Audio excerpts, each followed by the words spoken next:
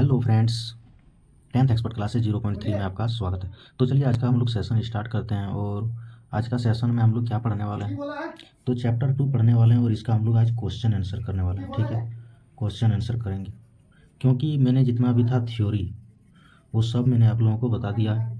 जिसने भी थ्योरी को नहीं पढ़ा है वह जाके थ्योरी को भी पहले पढ़ लें, क्योंकि थ्योरी से ही सब क्वेश्चन बनता है। ठीक है, जो थ्योरी पढ़े हैं उसके लिए तो सब क्वेश्चन जितना भी कुछ बताएंगे उसके लिए बहुत ईजी होने वाला है, क्योंकि थ्योरी जिसका पढ़ा हुआ रहेगा, चैप्टर जिसका पढ़ा हुआ रहेगा, उसके लिए क्वेश्चन आंसर उतना मायने नहीं रखता है। वो तुरंत समझ सकता है, उसको थोड़ा सा भी टफ नहीं लगने वाला है। ठीक है, तो और क्या होता है ना कि वीडियो में अभी जो हम बना रहे थे उसमें आपका लाइव सेशन में आपको दिखेगा 2 वीडियो, आम्लक्षारक और लवण का 2 वीडियो हमने बनाया है। ठीक है, तो उसको आप लोग देख लें। तो अभी हम लोग जो क्वेश्चन स्टार्ट करते हैं, क्वेश्चन नंबर 1 में देखिए, सबसे पहले आप लोगों का ऑब्जेक्टिव क्वेश्चन हम कर रहे हैं। ठीक है, क्योंकि जब थ्योरी पढ़ा दिए तो ऑब्जेक्टिव सब्जेक्टिव दोनों लेके चलना, कहीं से भी पढ़ाएं आपको इसमें अब दिक्कत होने वाला नहीं है। जो क्या कार्बन चैप्टर हम पढ़ाए थे आप लोगों को, कार्बन जो है चैप्टर 4, उसमें आप लोगों को डायरेक्ट हम पढ़ाए थे क्वेश्चन आंसर ही।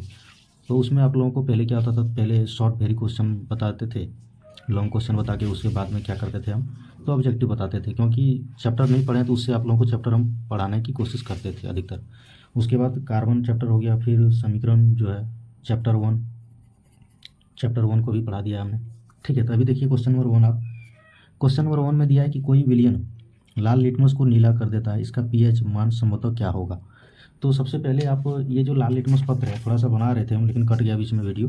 तो देखिए इस तरह का आपका स्केल होता था, जिसमें ये जो होता है 7 में क्या होता था उदासीन, 14 में आपका क्षारीय हो जाता था, और अम्ल क्या होता था 0 में। मतलब 7 से कम यदि होता था तो वह क्या होता था, 7 से कम यदि होता था तो वह क्षारीय अम्लीय होता था, और 7 से अधिक होता था तो वह क्षारीय होता था। लेकिन ये 14 जो होता था, इधर से ये 14 आपका स्ट्रॉन्ग हो जाता था, जिसको हम लोग प्रबल क्षारीय कहते हैं। ये प्रबल क्षारीय होता था, और ये 0 पर ये जो होता था ये आपका प्रबल अम्ल होता था। ठीक है, इसको याद रखना, 0 को प्रबल अम्ल कहते हैं और 14 को प्रबल क्षारीय कहते हैं। ठीक है, अब रही बात इसमें कि जब यहाँ लाल लिटमस पत्र को नीला कर देता है, जब इसका पीएच मान क्या होता है, तो लाइकेन के पौधा से हम लोगों को लिटमस पत्र प्राप्त होता था, जिसमें अम्ल से अभिक्रिया करते थे तो उससे लाल रंग देता था, और जब क्षारीय से अभिक्रिया करते थे तो उससे नीला रंग देता था। तो नीला रंग कब देता था, जब क्षारीय होता था, और क्षारीय कब होगा, जब आपका 7 से अधिक होगा। तो 7 से अधिक यहाँ देखते हैं ऑप्शन में, पहला ऑप्शन में ये 1 है, दूसरा में 4 है, तीसरा में 5 है, और डी में 10 है। कहने का मतलब 7 से अधिक है, तो 7 से अधिक आपका ऑप्शन नंबर ये डी में है। तो यहाँ हो जाएगा क्या, इसका आंसर डी हो जाएगा। मतलब पीएच मान इसका कितना हो जाएगा, 7 हो जाएगा। ये आपका हो गया आंसर। ठीक है, अब इसमें हम जो है क्वेश्चन नंबर 2 देखते हैं। क्वेश्चन नंबर 2 में क्या दिया है देखिए आप लोग बढ़िया से। क्वेश्चन नंबर 2 में दिया है, विलियन के अंडे के पिसे हुए कवच से अभिक्रिया कर एक गैस उत्पन्न होती है जो चूने के पानी को दूधिया कर देती है, इस विलियन में क्या होगा। तो उसमें हाइड्रोक्लोरिक अम्ल होगा। ठीक है, दूधिया जब कर देती है तो उसमें क्या होगा, हाइड्रोक्लोरिक अम्ल होता है। इसको आप लोगों को ध्यान रखना है। और अब 3 नंबर क्वेश्चन देखिए। 3 नंबर क्वेश्चन में क्या दिया है कि NaOH का 10 ml विलियन HCl के 8 ml विलियन से पूर्णतः उदासीन हो जाता है। कहने का मतलब यदि हम सोडियम हाइड्रोक्साइड का 10 ml विलियन लेते हैं और उसमें 8 ml हाइड्रोक्लोरिक अम्ल मिलाते हैं तो वह पूर्णतः जो है उदासीन हो जाता है। तो यदि हम NaOH के उसी विलियन का 20 ml लें तो उसे उदासीन करने के लिए कितना हाइड्रोक्लोरिक अम्ल विलियन की मात्रा की आवश्यकता होगी, मतलब उसमें कितना मिलाएं कि वो उदासीन हो जाए। ठीक है, तो इसमें देखिए यहाँ जो है ये आपका 10 ml दिया है, 10 ml में कितना मिलाना पड़ा है हाइड्रोक्लोरिक अम्ल को, 8 ml। 8 ml मिलाए हम तो ये उदासीन हो गया।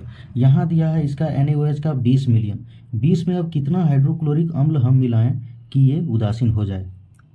तो यहाँ 10 में 8 ml मिलाया था, तो यहाँ 10 का डबल है 20 है, NaOH कितना है 20 है, तो यहाँ हम कितना मिला देंगे 16 ml मिला देंगे, तो हम लोगों का क्या हो जाएगा, उदासीन विलयन हो जाएगा। तो इसमें कितना मिलाना होगा आपको 16 ml। ये 2 गुना किया है, 10 ml का 20 ml किया, तो 8 का भी 2 गुना कर देना, ये 16 ml हो जाएगा। ठीक है, तो ये आपका आंसर हो गया 16 ml।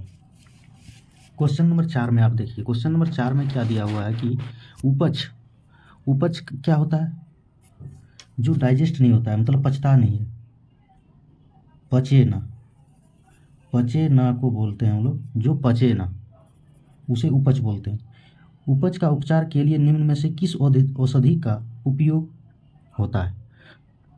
तो आपको हम अम्लीय मात्रा जब बढ़ जाती है तो उसमें एंटासिड का हम लोग प्रयोग करते थे, उसमें आपको वहाँ बताए थे। ठीक है, तो वही यहाँ क्या हो जाएगा, आपका एंटासिड हो जाएगा, क्योंकि उसमें तो हम लोग क्या करते थे, मैग्नीशियम हाइड्रोक्साइड का सेवन करते थे। ठीक है, तो उसमें क्या होता था, एंटासिड बचाने के लिए हम लोग यूज करते थे।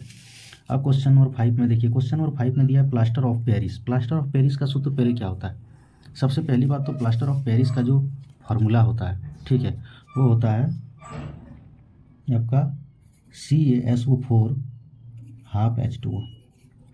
CaSO4 हाफ H2O होता है। ठीक है, इसमें जो है आपका प्लास्टर ऑफ पेरिस किसके द्वारा कठोर होता है, तो इसमें जब हम लोग जल मिलाते हैं तो ये क्या होता है, कठोर होता है। क्योंकि प्लास्टर ऑफ पेरिस आप लोग देखें, किसी का हाथ टूट जाता है तो उसमें प्लास्टर ऑफ पेरिस का उपयोग किया जाता है। ठीक है, तो उसमें क्या किया जाता है, वो चूने टाइप का होता है, जिसमें जब हम उसमें पानी मिला देते हैं, इसमें जब H2O जल मिलाते हैं तो ये क्या होता है, कठोर होता है। तो कठोर कब होता है, तो जब उसमें जल मिलाया जाता है, यानी पानी का संयोजन जब होगा उसके साथ, तब वह कठोर होगा। जमाने के लिए उसको क्या करते हैं, हम पानी मिलाते हैं, तब वह जाम होता है। ठीक, क्वेश्चन नंबर 5 में अब क्या दिया है आपका, ऑक्जेलिक अम्ल दिया है। देखिए इसको बढ़िया से, पहले इमली में कौन सा अम्ल पाया जाता है, आपको हम पूरा लिस्ट इसका बताए थे, क्या क्या होता है नहीं होता है, याद है आप लोग। तो इमली में कौन सा अम्ल पाया जाता है, ऑक्जेलिक अम्ल पाया जाता है। ठीक है, लेकिन टार्टरिक अम्ल में आपका कौन सा, क्या किस में टार्टरिक अम्ल पाया जाता है, तो ये टार्टरिक अम्ल बताइए आप लोगों किसी को यदि याद है तो इस ये जो है अंगूर में और इमली में पाया जाता है। टार्टरिक अम्ल जो है, ऑक्जेलिक अम्ल आपका हो गया इसमें,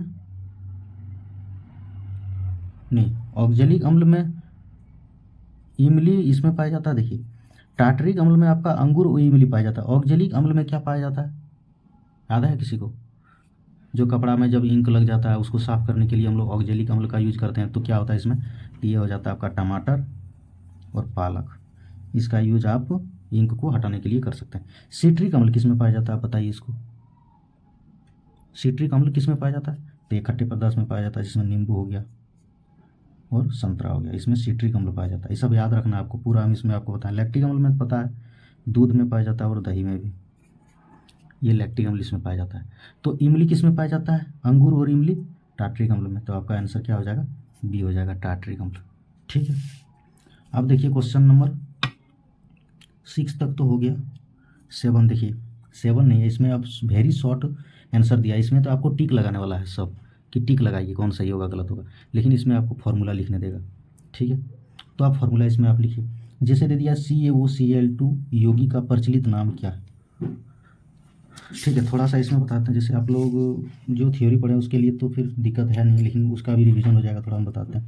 कैल्शियम ऑक्साइड जो होता है, कैल्शियम ऑक्साइड में जब हम H2O मिलाते हैं तो इससे मेरा बनता है कैल्शियम हाइड्रोक्साइड। ठीक है, कैल्शियम हाइड्रोक्साइड बनता है, लेकिन जब इसमें कैल्शियम और ये क्या होता था, ये बिना बुझा हुआ चूना होता था, बिना बुझा हुआ चूना, और ये जब इसमें पानी मिला दिया तो ये बुझ गया, मतलब ये हो गया आपका बुझा हुआ चूना, बुझा हुआ चूना हो गया। ठीक है, इसको हम लोग चूने का पानी भी कहते थे, चूने का पानी किसको कहते थे, कैल्शियम हाइड्रोक्साइड को। लेकिन अब जब कैल्शियम हाइड्रोक्साइड में जब हम Cl2 से अभिक्रिया कराते हैं तो इससे हम लोगों का क्या बनता है, CaOCl और फिर Cl प्लस में H2O बाहर निकलता है, CaOCl फिर Cl और H2O, 2H, हाँ H2O इससे क्या होता है, बाहर निकलता है। ठीक है, अब इसमें क्या होता है ये, तो ये तो आपका हो गया कि बुझा हुआ चूना, लेकिन इससे जब हम Cl2 से अभिक्रिया कराते हैं तो ये क्या बन जाता है, विरंजक चूर्ण। ये क्या बनता है, विरंजक चूर्ण। तो यहाँ आप देखिए इसमें ये जो है आपका CaOCl2, इसको हम ऐसे भी लिख सकते हैं, यहाँ Cl डबल है तो इसको CaOCl2 भी लिख सकते हैं। ठीक है, सिर्फ Cl2 एक जगह कर दिया और कुछ नहीं किया। तो विरंजक चूर्ण का प्रचलित नाम क्या होगा, CaOCl2, इसको क्या बोलते हैं हम लोग, विरंजक चूर्ण बोलते हैं। ये आपका हो गया क्वेश्चन नंबर 1। ठीक है, ये हो गया। उस पदार्थ का नाम बताइए जो क्लोरीन से अभिक्रिया करके विरंजक चूर्ण बनाता है, बस अभी तो बताए, क्लोरीन से अभिक्रिया करके विरंजक चूर्ण बनाता है, कौन है, कैल्शियम हाइड्रोक्साइड से, मतलब कैल्शियम हाइड्रोक्साइड से। और इसका यहाँ आप लिख दीजिए इसको, कैल्शियम हाइड्रोक्साइड का अभिक्रिया यदि हम क्लोरीन से कराते हैं तो उससे क्या बनाता है, विरंजक चूर्ण बनाता है। ठीक है। उसके बाद इसमें क्या दिया, और ये बुझा हुआ चुना होता है, ऊपर में लिखा है, इसको आप देख लीजिए, दोनों में से कोई भी लिखिएगा, इसमें नाम नहीं लिखिएगा तो कोई दिक्कत है नहीं। बाकी ऐसे आप इसमें लिख सकते हैं कि बुझा हुआ चूना है, उससे क्लोरीन की अभिक्रिया कराते हैं तो ये विरंजक चूना है, इस तरह करके आप लिख सकते हैं। उसके बाद दिया है 2 नंबर जब हो गया तो 3 नंबर में क्या दिया, कठोर जल को मृदु करने के लिए किस सोडियम यौगिक का उपयोग किया जाता है, तो वही सोडियम कार्बोनेट Na2SO3, जिसको हम लोग ढोवन सोडा कहते हैं। ठीक है, याद आ रहा है आप लोगों को थ्योरी जो जो पढ़े हैं। उसके बाद आप 4 नंबर देखिए, 4 नंबर में दिया है टमाटर में कौन सा अम्ल पाया जाता है, अभी तुरंत हम लिखे ऊपर में, देखिए यहाँ फिर एक क्वेश्चन और बन गया। यहाँ देखिए आपका टमाटर और पालक में ऑक्जेलिक अम्ल पाया जाता है, तो यहाँ आपका क्या हो जाएगा, ये ऑक्जेलिक अम्ल आंसर हो जाएगा। ठीक है, क्वेश्चन नंबर 4 हो गया। 5 में देखिए आप, चींटी के डंक में कौन सा अम्ल पाया जाता है, देखिए यहाँ फॉर्मिक अम्ल पाया जाता है, फार्मूला HCOOH, इसको मेथेनोइक भी कहते हैं। और इथेनोइक की बात करें तो CH3COOH को क्या बोलते हैं, इथेनोइक अम्ल बोलते हैं, जिसको एसिटिक अम्ल भी बोलते हैं। ठीक है, इसमें सबका 2 नाम है, एक फॉर्मिक अम्ल या फिर मेथेनोइक अम्ल, दोनों लिखा हुआ है, इसका फार्मूला भी लिख दिए। तो चींटी के डंक में क्या पाया जाता है, फॉर्मिक अम्ल पाया जाता है, याद रखना है आप लोगों को। ठीक है, और इधर जो है आपका शॉर्ट क्वेश्चन, इसका हम कल से करेंगे, अभी के लिए इतना है क्योंकि वीडियो थोड़ा बड़ा हो जाएगा। ठीक है, उसके बाद जब सब हम ऑब्जेक्टिव आपका MCQ करा दिए तो फिर लॉन्ग क्वेश्चन अलग से कराएंगे, तो वो ठीक रहता है, बेहतर रहता है। ठीक है, वीडियो यदि अच्छा लगे तो लाइक ज़रूर किया करें, और जिसने भी सब्सक्राइब नहीं किया प्लीज़ सब्सक्राइब कर लें, ताकि आपको वीडियो का नोटिफिकेशन समय समय पर मिलता रहे। ठीक है, अभी के लिए इतना ही, थैंक यू, मिलते हैं नेक्स्ट वीडियो में।